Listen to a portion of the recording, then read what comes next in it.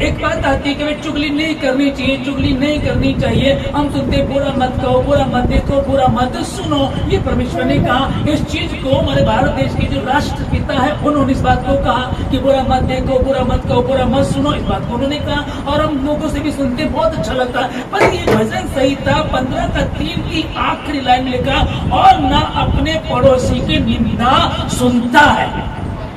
इसको समझेगा कि परमेश्वर अब एक मेंबर में कि हे परमेश्वर, तेरे तंबू में कौन रहेगा, तेरे पवित्र पर्वत पर कौन बसेगा, तेरे भवन में कौन रहेगा, तेरे साथ कौन रहेगा, कौन है वो परमेश्वर। क्या प्रोसेस है प्रभु राजा तेरे पास आने का, क्या हमको करना है, क्या करना होता ना। कई बार होता है कि भाई आप ट्रेन में जाना चाहते हो, कोई टिकट लेना पड़ेगा, रिजर्वेशन कराना पड़ता है, आपको कुछ ऐसा टिकट लेना पड़ता है। बहुत सारी बातें हैं, ये हर काम को करने का प्रोसेस है।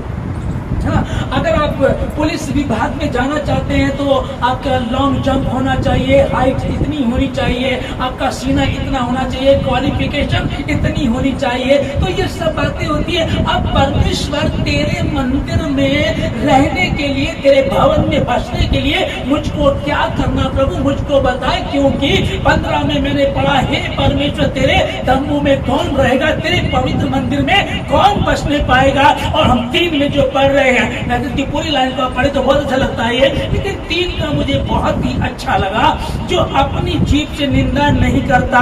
ये हमने हर धर्म जाति में हर व्यक्ति से सुना है। फिर अगली कहेगी, और ना अपने मित्र की बुराई करता है। ये भी हमने बहुत सुना, पर आखिरी में लिखा है ऐसी लाइन में, और ना अपने पड़ोसी की निंदा सुनता है। ये कितनी बात, मतलब परमेश्वर के सिद्धांत को देखेगा। अब क्यों बाइबल सर्वश्रेष्ठ है, क्यों बाइबल इतनी ऊपर है, क्यों ये पढ़ी जाती है, क्यों इतनी ज्यादा सुनी जाती है, क्यों ये इतनी भाषाओं में ट्रांसलेट की गई है। ये क्या है, क्या कारण है, क्यों ऐसा है, और किया कुछ नहीं। हालेलुया। कि यीशु मसीह को जो हम देखते हैं कि यीशु मसीह ने अपने चेलों के पैर धोए, अपने चेलों के पैर धो दिए और कहने लगा कि एक चेला चला, नहीं प्रभु मेरे पैर मत धो। तो प्रभु ने कहा फिर तेरा मेरा कोई साझा करे, फिर मुझको नहला भी दे। ठीक है, उसने कहा कि ठीक है। कहता है कि मैं गुरु और खुदा होकर के भी तुम्हारे पांव धो रहा हूँ, ये भी तुमको सिद्धांत दे करके जा रहा हूँ, और तुम भी एक दूसरे के साथ ऐसा ही किया करो, दूसरे के साथ ऐसा ही किया करो। चलो क्या सुनते तुम लोग, तुम पृथ्वी का नमक हो। अब जिस बात को हम समझ रहे हैं कि प्रभु यीशु मसीह ने, अब देखिएगा कि यीशु मसीह एक जब दुनिया में आया, उसके साथ 12 चेले और इसने दुनिया को हिला करके रख दिया।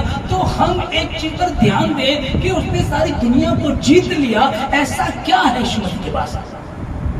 या उस समय क्या था, क्या उसके चेले भाले लेकर चलते थे, भाला, तीर, तलवार या बंदूक, टैंक या कोई तोप लेकर के चलते थे, या बोलते थे कि चलो जल्दी से अपना धर्म परिवर्तन कर लो, मसीह में आ जाओ। कुछ ऐसा कभी आपने देखा हो, कभी सुना हो?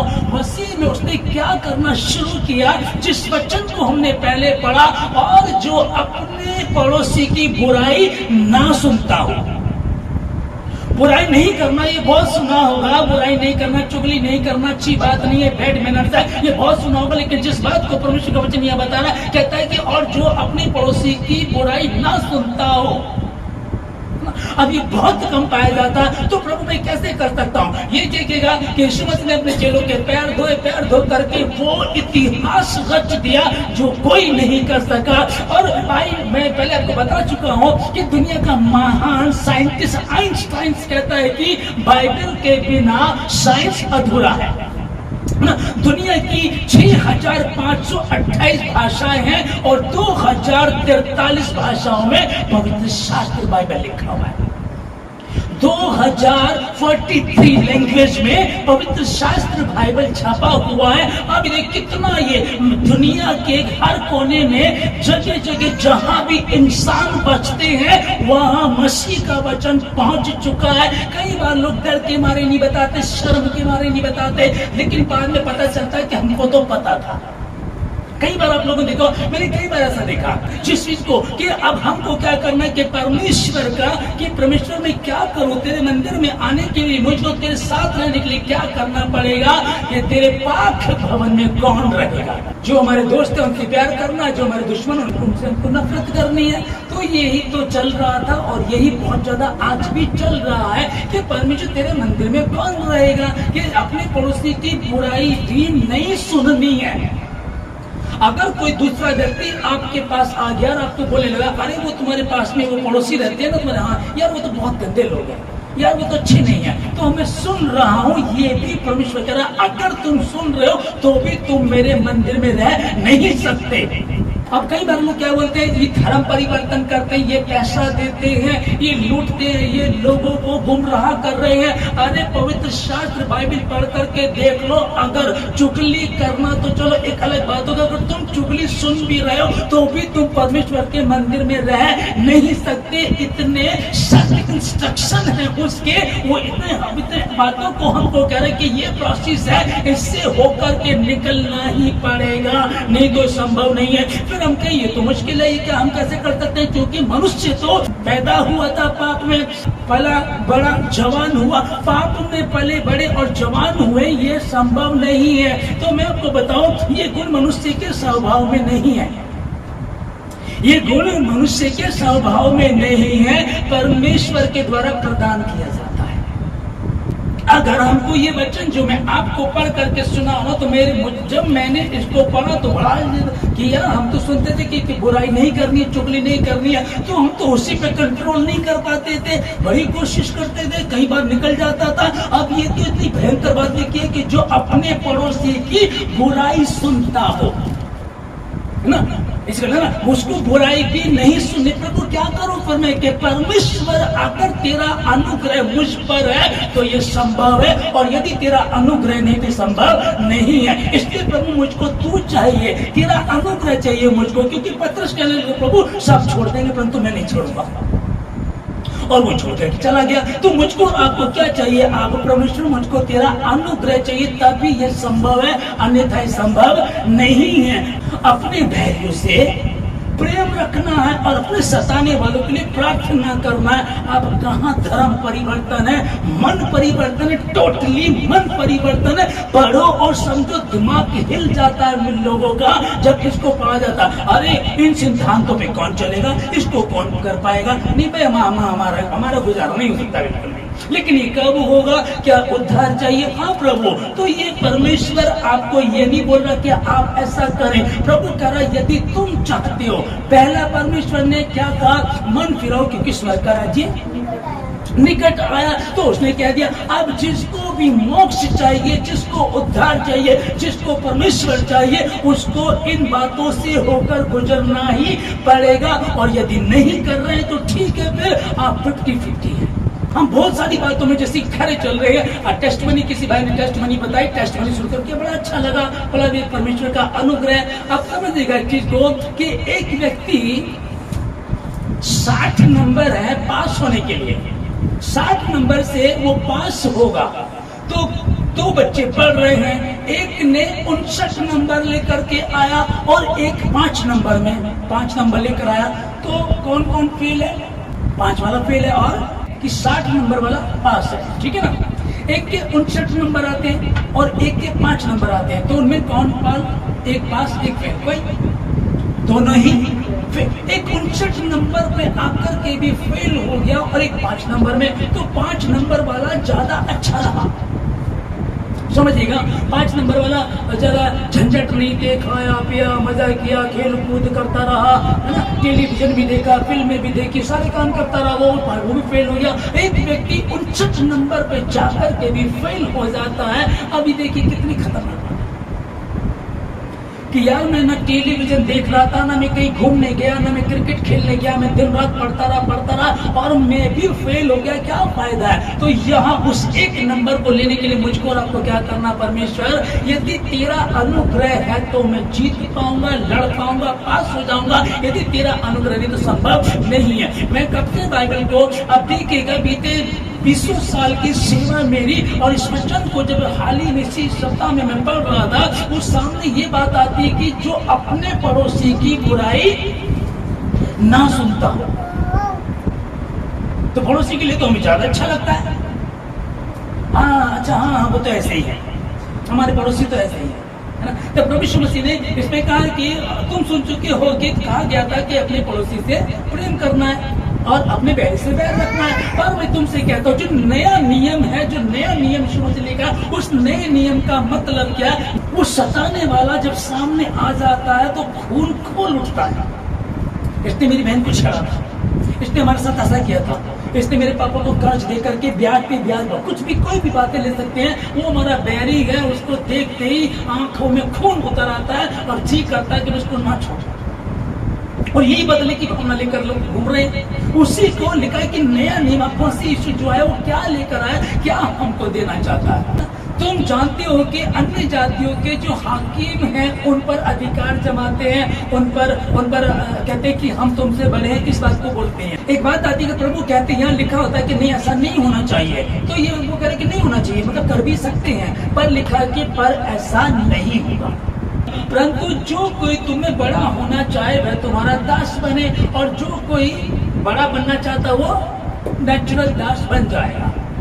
जो सिद्धांत है बाइबल का, इसको हम समझ रहे हैं। कहते हैं कि परमेश्वर तेरे पवित्र मंदिर में कौन रहेगा, कौन तेरे पाक मंदिर में रहेगा, कि क्या करना हमको पड़ेगा? लिखा है कि जो अपने पड़ोसी की बुराई ना सुनता हो, और यदि तेरा बैरी तुझको मिल जाए, नहीं ये हमसे नहीं हो पाएगा प्रभु, नहीं हो पाएगा। तो इसीलिए तो यीशु मसीह का अनुग्रह, और इसीलिए हमको अनुग्रह चाहिए। और इसीलिए वो कहते हैं कि सुलेमान रात को प्रार्थना कर रहा था। वो प्रार्थना जब हम करते हैं तो परमेश्वर के समीप बैठे अपने आप को चार्ज करते हैं, अपनी गंदगी को धो देते हैं और अंश अंश करके उसमें बदलते जाते हैं। जो अंश अंश करके उसमें बदलते जा रहे हैं कि तेरे पाक मुकाम पे कौन रहेगा, तेरे पाक मंदिर में कौन रहेगा?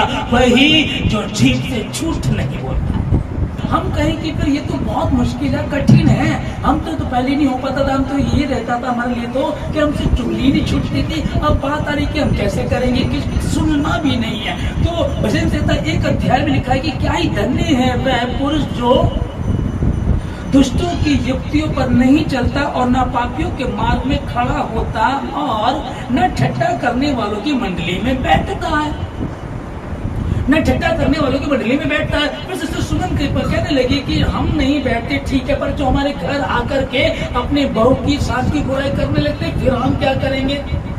हाँ, अब रेचल ने कहा कि हाँ हम पृथ्वी का नमक है, प्रभु ने कहा हम पृथ्वी का नमक है। दीपांशु भाई ने बताया कि मेरे साथ इस तरह की बातें होती हैं कि मैं जब गया, मैंने लोगों को बताया, तो मैं उसकी बाइक पे बैठा होता, वो लोग आपस में गंदी गंदी बातें कर रहे थे, तो मुझको लिफ्ट चाहिए थी, पर मैंने उनको बोल दिया कि नहीं प्लीज आप मुझे उतारो, तो मैं नहीं जा रहा हूँ। मुझे कुछ काम याद आ गया, वो उतर गए। बाद में मालूम पड़ा कि उनके साथ लड़ाई हो गई। तो प्रभु क्या कह रहे हैं? प्रभु यहाँ ये भी तो बोल रहा है, जब तुम धार्मिकता से चलते हो, तुमको बाइक पे लिफ्ट मिल गई, वो बोल रहे तो बोलने दो, तुम आराम से जा सकते थे, लेकिन तुमको एक खतरा लगा कि नहीं ये गलत बातें मेरे कानों में पड़ रही हैं और मसीह यीशु को ये बातें पसंद नहीं है। मैं पैदल जाना पसंद करूंगा लेकिन इनके साथ नहीं। और आप उतरे और बाद में उनके साथ आपस में लड़ाई हो गई ना। तो लिखा है कि तेरे निकट 1000 गिरेंगे, तेरे दाहिना 10,000 गिरेंगे। वो अपने स्वर्गदूतों को तेरे निमित्त आज्ञा देता है, पर तुम्हारा दिमाग को बदल लेता है। जब हम उसकी सुनते हैं तो हो सकता है कठिनाई है, हो सकता है मुसीबत है, हो सकता है वो गलत काम होने वाला, हो सकता है वो चुगलखोर आ गया, चुगलखोर आ गई है। लेकिन जब आप मसीह में होते हैं तो निर्णय आपके हाथों। तो हम जहाँ परमेश्वर में हम कैसे करेंगे? क्या परमेश्वर ने हमारे जीवन में क्या? रेचल ने बताया कि जब मेरी मैरिज हुई थी तो मैं ब्यूटी पार्लर की लॉकडाउन में मैरिज हुई थी हम लोगों की। तो जब मैरिज हुई और लॉकडाउन में गए वहाँ, तो उनके उससे पहले कोई कस्टमर नहीं आ रहा था उनकी ब्यूटी पार्लर में। बाद में जैसे रेचल की, बाद में उनके पास बहुत सारे लोग आ गए। उसने रेचल की कजन से फोन करके उसने बताया कि वो लड़की जो आई थी उसके बाद हमारे यहाँ बहुत कस्टमर आए। अब समझेगा, लिखा है कि जहां जहां तू जाएगा तेरा परमेश्वर यहोवा तेरे संग संग रहेगा, तेरे काम सफल होंगे, तू प्रभावशाली होगा। आमीन। अभी हाल में क्या हुआ, एक परिवार से मेरी बात हुई तो बताया कि भाई ऐसे ऐसे हो गया पास्टर जी, ये मेरी जो बेटी है उसका फ्रॉक छत पर था और पूरा पे खून लगा हुआ था। तो मैंने कहा आपने क्या किया? कि मैंने अपने पास्टर से पूछा था, उन्होंने कहा कि आप उसको आग लगा दो, जला करके फेंक दिया। मैंने कहा ठीक है ओके। फिर मैंने उनको बताया, मैंने कहा लिखा है कि अब चलो, आपको उन्होंने कहा कि जला दो या फेंक दो, आपने फेंक दिया, जला दिया। कल वही लहू अगर आपके घर पे होगा तब आप क्या करेंगे? घर को छोड़ दोगे, जला दोगे, क्या करोगे? ये तो समाधान नहीं है। लिखा है कि जिस घर की चौखट पे बर्रे का लहू लगा होगा उसमें कोई कुत्ता भी नहीं भौंकेगा, ठीक है ना। मौत को स्मृत उस घर को छोड़ करके चला जाएगा। अब तुम ये बहुत अच्छी धर्मी है, बहुत अच्छी आत्मिक है, अगर कई बार 10वां अंश भी देती क्या कि मेरे पति को भी पता नहीं चलना चाहिए, है ना। इतना अच्छा विश्वास है, पर कहाँ कमजोरी सावधानी हटती दुर्घटना घट जाती है। अब बात जब बच्चे की आई तो उन्होंने क्या किया, उन्होंने उस कपड़े को जला दिया। बाद में उन्होंने मुझे एक दिन सुबह फोन किया कि हमारे घर पर ना आज ना पूरा गुसल खाने में बाथरूम में गए और वहां लहू पड़ा हुआ था बहुत सारा। तो मैंने अब क्या करेंगे, तो मैंने उनको फिर वचन बताया कि याकूब पर कोई तंत्र मंत्र लागू नहीं होता। तो लिखा है कि मेरी प्रजा मेरे ज्ञान के ना होने के कारण नाश हो जाती है। जब ये बात उनको बताई उसके बाद मेरी अभी तक बात नहीं हुई है। मैंने पहले ही केस में उनको कहा कि तुमने कपड़ा तो जला दिया, कोई बात नहीं है, 100 रुपए का 200 400 500 रुपए का फ्रॉक होगा, कोई बात नहीं है, लेकिन अगर वही लोग आपके घर पर होगा तो घर को छोड़ देंगे, जला देंगे। तो यहोशू से तुमने क्या कहा था कि व्यवस्था की पुस्तक तेरे जितने कभी उतरने ना पाए, दिन रात पर मनन करते ना, उसमें लिखी बातों के अनुसार आचरण करना, तब जहां कहीं तू जाएगा सफलता प्राप्त करेगा। और वही सुमन ने बताया, अधिकांश जी बता रहे, रेचल बता रहे, आप लोग बता रहे हैं, और मैं बता रहा हूँ राहेल हमारी बेटी स्कूल जा रही है ना। ये वहां लंच कर रही थी, तो लंच करते समय ये प्रे कर रही थी, ऐसे हाथों को जोड़कर प्रे कर। इसकी मैम आकर के बोली, अरे राहेल आप प्रे करते हैं, वेरी गुड बेटा। तो ये क्या चीज है, कहाँ से आई, क्या नेचुरल थी? नहीं, क्योंकि इसने सीखा है, हमने बाइबल से सीखा, जो काम करो सब यीशु मसीह के नाम से करो, प्रभु यीशु मसीह को धन्यवाद करके अपने सारे कामों को करोगे तो तुम्हारे काम सफल होंगे और तुम पृथ्वी का नमक हो। एक छोटी सी बच्ची भी नमक बन गई, आमीन। तो इसके अब जिस वचन को हमने पहले पढ़ा उसमें लिखा, हम समझ रहे हैं कि प्रभु आपके वचन को हमने देखा, कहता है कि भाई कौन तेरे मंदिर में रहेगा, कौन तेरे भवन में रहेगा, वो जो अपने पड़ोसी की निंदा ना सुनता ना करता हो, और लिखा कि सबसे मेन है कि जो सुनता ना हो। तो प्रभु ये तो बहुत कुछ कठिन है प्रभु जी, कैसे हो पाएगा?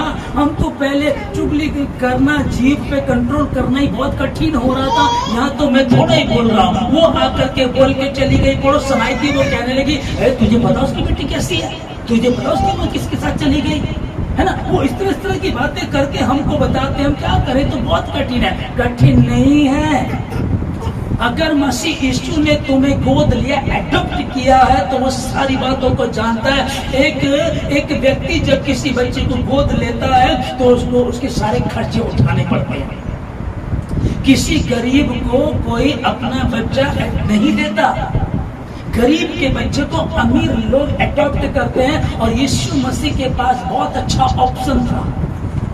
जब आप बच्चे को गोद लेते हैं तो आप जाएंगे अनाथालय में जाएंगे, तो कैसा बच्चा चाहिए आपको? सबसे क्यूट, सुंदर, बहुत प्यारा सा, वही लेते हैं ना, उसी को लेकर के आते हैं ना। और यीशु मसीह भी आया, पृथ्वी के अनाथालय में आया, और आकर के उसने मुझ जैसे मूर्ख को चुन लिया। कोई कहे क्या खूबी तो उसमें पढ़ा लिखा था, समझदार था, विद्वान था, हाई क्वालिटी थी, क्या था उसमें? कहता है कि ये तो सभी करते हैं, ये तो मनुष्य का स्वभाव है कि वो अच्छा चुनता है, पर मैंने जगत के मूर्खों को चुन लिया ताकि ज्ञानवानों को लज्जित करे। अच्छा ऑप्शन होने के बाद भी उसने किसको चुना? आमीन। अब ये कैसे हो सकता है कि उसको सब कुछ पता है, उसे किसी और यार उसने दुनिया को बनाया, उसने मनुष्य को अपने हाथों से बनाया, उसने सूरज चांद को खुद शब्दों से कह करके बना दिया। क्या उसके पास किसी चीज की घटी हो सकती है? हाँ, ये जो वचन आज हम पढ़ा, जो पहली आयत मरकसी आयत हमने पढ़ी है, उसमें लिखा है कि कौन तेरे मंदिर में बसेगा। तो प्रभु जी प्रोसेस क्या है? जो अपने पड़ोसी की बुराई नहीं सुनता हो, जो घमंडी ना हो, घमंड ना करता हो। जरा सा पैसा आ जाता हम घमंडी हो जाते हैं, है ना। और जो अपने पड़ोस से बुराई, चुगली करने में इतना मजा आता, बहुत ज्यादा चुगली करने में, चुगली सुनने में बहुत मजा आता है। लेकिन प्रभु कह रहा है जो अपने पड़ोसी की बुराई ना सुनता, वही मेरे साथ बैठ करके भोजन करेगा और मैं उसके साथ भोजन करूंगा, अन्यथा ये संभव नहीं है। फिर प्रभु कैसे हुआ? चिंता मत कर, मैंने व्यवस्था दी है तेरे को, पढ़ उसे, समझ उसको। प्रभु जी ये मेरे लिए मुश्किल है, ये मेरे लिए मुश्किल है, पतरस बड़ बोला था, ज्यादा बोला था, अच्छा है बोलता था, सवाल जवाब अच्छी बात, लेकिन कई बार बड़ा बोल दिया। चल प्रभु सब छोड़ देंगे तुझे, मैं भी छोड़ूंगा, मैं तेरे साथ जेल जाने के लिए और मरने के लिए भी तैयार हूँ। प्रभु ने कहा तू 3 बार मुर्गा भांग नहीं देगा तो उससे पहले तुम्हारा 3 बार इनकार करेगा। जब प्रभु ने ये बात बोल दी तो उसकी आंखें खुल जानी चाहिए थी। नहीं प्रभु सॉरी, मुझसे गलती हो गई। एक्चुअली प्रभु जब तक आपका अनुग्रह मुझ पर नहीं होगा ये संभव नहीं है। हाँ प्रभु, मैं इन सबसे अच्छा करने की कोशिश करता हूँ, मैं अच्छा बनना चाहता हूँ प्रभु जी। और प्रभु चाहता, वेरी गुड, प्रभु चाहता है अब्राहम इसहाक याकूब पहले थे पहले रहेंगे, पहले थे पहले रहेंगे। पर कई बार वचन पढ़ते हैं प्रभु ये लिखा है कि आगे वाले पीछे वाले आगे। हाँ सच्चाई है, हाथ पे हाथ धर करके बैठ जाओगे तो कौन तुम्हें दिहाड़ी देगा भाई। 2 लोग घर से मजदूरी करने निकलते, एक मजदूर पे लग जाता है, एक हाथ पे धर के बैठा रहता, कहे मेरे पेट में दर्द है, मेरा बुखार हो रहा है, आज मेरा मन नहीं कर रहा है, मुझे गर्मी लग रही है, तो उसको शाम को दिहाड़ी मिलेगी क्या? तो वो तो पीछे रह जाएगा और जो काम पर लगा वो आगे निकल जाएगा। ये ऐसा नहीं कि आगे वाले पीछे वाले आगे, वो आगे वाले पीछे वाले का मतलब ये कि जो बना रहेगा निरंतर उसको कोई पीछे नहीं कर सकता। परंतु वह तो यहोवा की व्यवस्था से प्रसन्न रहता है और उसकी व्यवस्था पर रात दिन ध्यान करता रहता है। और व्यवस्था की ये पुस्तक तेरे चित्त कभी उतरने ना पाए। लोग बोलते हैं धर्म परिवर्तन करते, ये लोग आज इस मैसेज को पढ़ लीजिएगा, इस वचन को पढ़ लीजिएगा, इस मैसेज को सुन लीजिएगा, समझिएगा कहाँ धर्म परिवर्तन है, कहाँ पैसा मिल रहा। उल्टा ये देखो कि अगर मैंने बताया आप लोगों को कि 60 नंबर वाला पास है, 60 नंबर वाला है, तो 2 बच्चे पढ़ रहे हैं, एक के 5 नंबर आते हैं, 59 आते हैं, 59 वाला भी फेल है, 5 वाला भी फेल है, कौन जाएगा? लेकिन मुझे पता प्रभु 59 तक तो मैं पहुंच सकता हूं, पर 1 नंबर जहां मैं फेल हो रहा हूं प्रभु, वहां तू मुझे अनुग्रह दे, वहां तू मेरा हाथ थाम ले, वहां तू मुझे लेकर के चल, क्योंकि मैं तुझसे अलग होकर के कुछ नहीं कर सकता। मैं कमजोर हूँ, मनुष्य हूँ, गिर सकता हूँ। दाऊद गिर गया, सुलेमान गिर गया, सबने, आदम ने, सिद्ध पुरुष सिद्ध स्त्री आदम और हव्वा जिनको परमेश्वर ने अपने हाथों से पहले मनुष्य को बनाया, वो गलती कर गए। फिर मेरी औकात क्या है कि मैं कर सकूं, परंतु यदि तेरा अनुग्रह मुझ पर होगा प्रभु तो ये संभव है, तो ये संभव है। तो सच में प्रभु मैं अपने पड़ोसी की बुराई नहीं सुनूंगा, फिर संभव, फिर मुश्किल नहीं है। क्या कर पाएंगे? जो मुझसे हे प्रभु कहता है, उनमें से हर एक स्वर्ग के राज्य में प्रवेश ना करेगा। पहली आयत क्या थी हमारी? परमेश्वर तेरे मंदिर में, तेरे पवित्र मंदिर में कौन रहेगा? फिर हमने जो उसमें 3 में पढ़ा, उसमें वहां लिखा है कि जो अपने पड़ोसी की बुराई ना सुनता हो, ठीक है ना।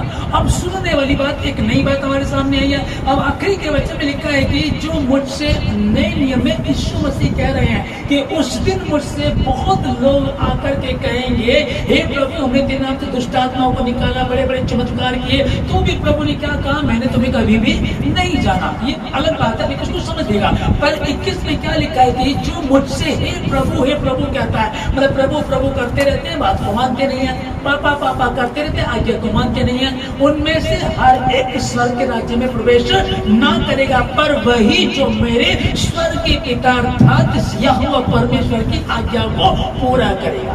तो सही रास्ते पर चलता, सदा धर्म करता और सच कहता, वो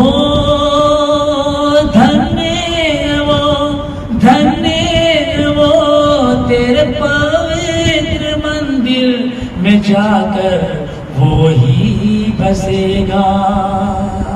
ऐ खुदावन बता,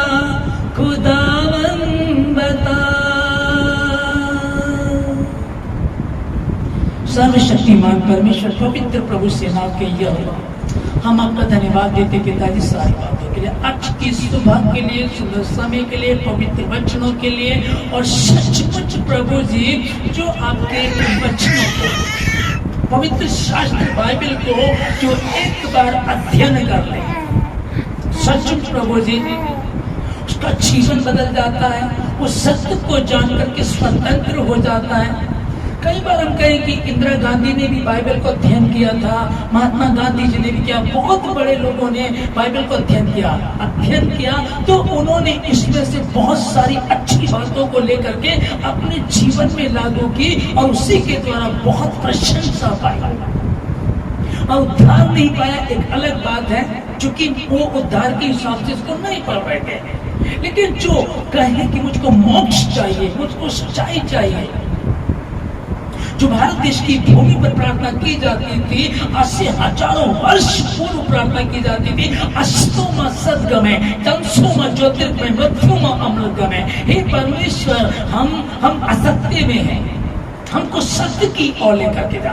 तमस मैंने अंधकार, तमसोमा ज्योतिर्गमय, हम अंधकार में हमको रोशनी की ओर लेकर जा। मृत्युमा अमृतगमय, हम मौत में हैं, हमको जीवन की ओर लेकर जा। और यीशु मसीह ने कहा, मार्ग, सत्य और जीवन मैं ही हूं, बिना मेरे द्वारा कोई पिता के पास नहीं पहुंच सकता। बस सिद्धांत तुम्हारे सामने रख दिए गए हैं, प्रोसेस तुमको बता दिया गया, इस रीति से तुमको चलना है। परमेश्वर से पूछने लगा, हे परमेश्वर, तेरे पवित्र मंदिर में कौन रहेगा? तब परमेश्वर ने उसको बताया, ना ठट्टा करने वालों की मंडली में नहीं बैठता हो, चुगली करने वालों की संगति में ना बैठता हो, झूठ ना बोलता हो, चोरी ना करता हो। लेकिन प्रभु, इन सब बातों से हम कैसे बचेंगे? जिस संसार में रहते हैं वह यही सब चलता है, इर्द गिर्द आजू बाजू हर जगह यही है। अगर हम टेलीविजन खोलें, डबल मीनिंग के प्रोग्राम आने लगे हैं। हम फैमिली सीरियल देखते, उसमें भी वह विचार गंदी बातें। एक ही औरत ने 2-2, 3-3 शादी की है, उसका पति किसी और के साथ, उसकी पत्नी किसी और के साथ, ये गंद ही गंद है। हम कहाँ जाएं, क्या करेंगे? उसने कह दिया है, वो जो परमेश्वर की व्यवस्था को पढ़ता है, दिन रात उस पर मनन करता है, वो उस मनुष्य के समान होगा जो वृक्ष, उस वृक्ष के समान होगा वो मनुष्य जो जलधाराओं के किनारे लगाया गया हो और जिसके पत्ते कभी नहीं मुरझाते, जिसके पत्ते कभी नहीं मुरझाते। जो काम वो मनुष्य करेगा उसमें सफल होगा और वो उन्नति करेगा, बढ़ता चले जाएगा। परमेश्वर के हाथों में वो होता है। और परमेश्वर ने कहा कि तेरा चित्र मैंने अपनी हथेली पर खोद करके बना रखा है। उसने कहा तुम पृथ्वी का नमक हो, लेकिन जब तुम मुझसे बस हे प्रभु कहते और मेरी आज्ञाओं को नहीं मानते, जो मेरे पिता ने आज्ञा को नहीं मानते, तो उनमें से हर एक स्वर्ग के राज्य में प्रवेश नहीं करेगा। पर वही जो मेरे पिता की आज्ञाओं को मानता है वही प्रवेश करेगा। तो तेरे पाप मत कौन रहेगा?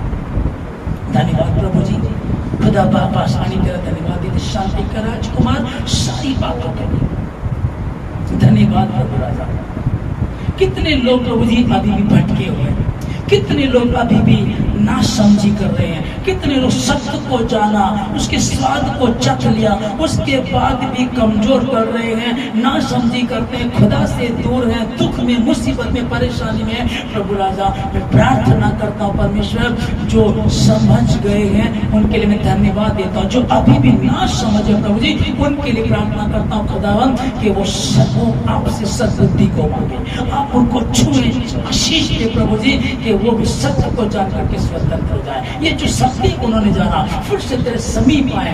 और प्रभु जी कितने लोग ऐसे हैं जो उड़ाऊ पुत्र उड़ाऊ पुत्री बन गए हैं और अपने पिता से बगावत करके चले जाते हैं, पर अभी भी हम वचन को पढ़ते हैं कि पिता द्वार पर बैठा इंतजार कर रहा है, पिता द्वार पर बैठा इंतजार कर रहा है। मैं प्रार्थना करता हूँ हर जितने ऑनलाइन व्यूअर्स हैं, जितने भवन में, जितने भवन के आसपास, जितने विश्वास करते, जिन्होंने वचन को सुना, मैं आशीष देता हूँ कि प्रभु तेरे नाम की महिमा, तेरे वचन को आदर करे।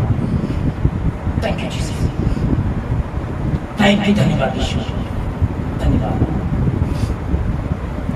धन्यवाद देते कुछ सारी बातों के लिए। Thank you Jesus. जितने लोग बैठे सुनो, मैं आशीष देता हूं प्रभु जी, आज के बाद एक नया परिवर्तन इनके जीवन में।